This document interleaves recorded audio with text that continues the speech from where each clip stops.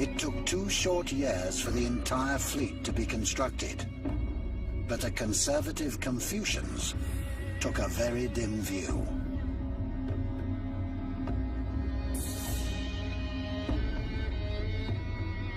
The central tension in 15th century China was between the eunuchs, who were close to the emperor and wanted to make money and were willing to try new things, were willing to explore, and were very much dominated by the Zheng He camp. The Confucian scholars, on the other hand, were rooted in the past. They had a stake in the way things had always been done, and they did not want to try new things, did not want to explore. By 1405, hundreds of ships gathered on the Yangtze River outside the capital Nanjing, ready for their maiden voyage. It was like a floating city.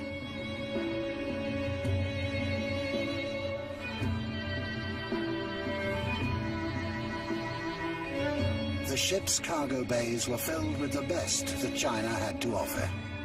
Tons of the finest silks, and the world-famous blue and white Ming porcelain that would be prized among kingdoms across the Indian Ocean.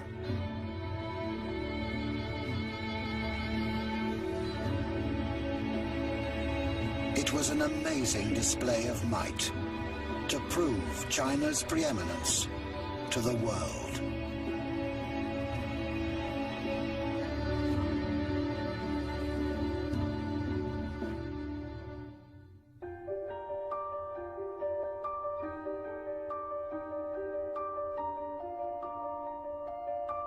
On the eve of the voyage, Zheng He had a simple tribute to his father engraved. By nature, he was especially fond of encountering those who were impoverished or distressed, including widows, orphans, and others with no one to rely on. There was no one in this community who did not look up to him. He was content as an ordinary commoner, yet cherished the bestowal of extraordinary favors. It is fitting that he should have had offspring, illustrious in their own times.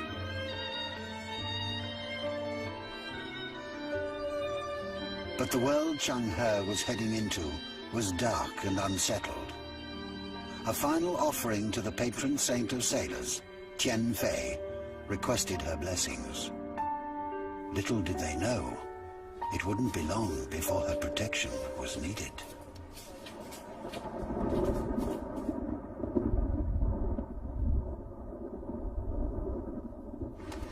Finally, I too am ready to set sail to discover the worlds that Zheng He and the treasure fleet explored 6 centuries before me.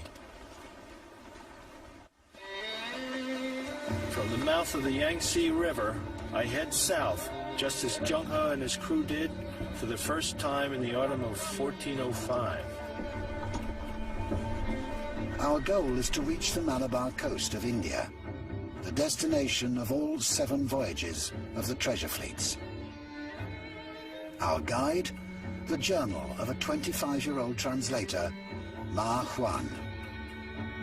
It's the only remaining eyewitness account of the sights, sounds, and people along the routes of the fleet.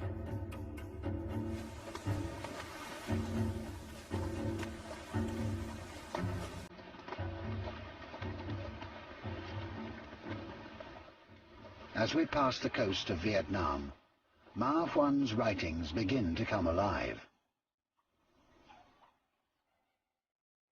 Going southwest for 100 li, you come to the city where the king resides.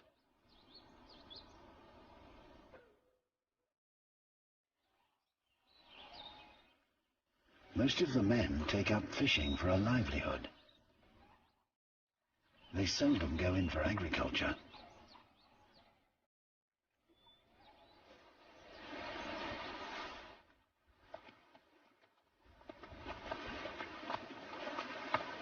Was Ma Huan talking about these same fishing communities, where men pick their way through the surf like great cranes in search of prey, as they have for hundreds of years?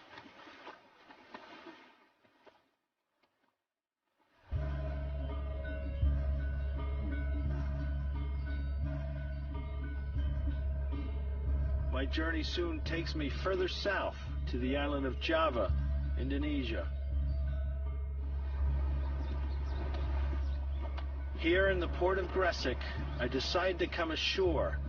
It's the only way I can reach one of the most amazing sights that Zheng He probably witnessed in the early stages of his journey. Eerie. Bleak. Timeless. The crater of Ijen volcano.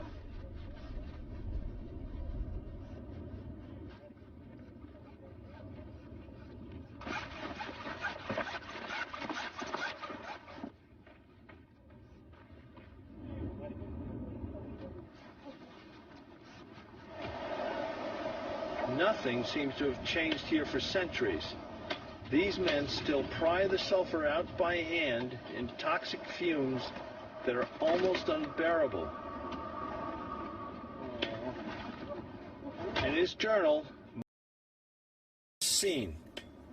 The mountains produce sulfur, which comes from the inside of caves. Plants and trees will not grow on these mountains. The earth and rocks are all a bright color. These loads of sulfur can be up to 100 kilograms. That's more than their own body weight.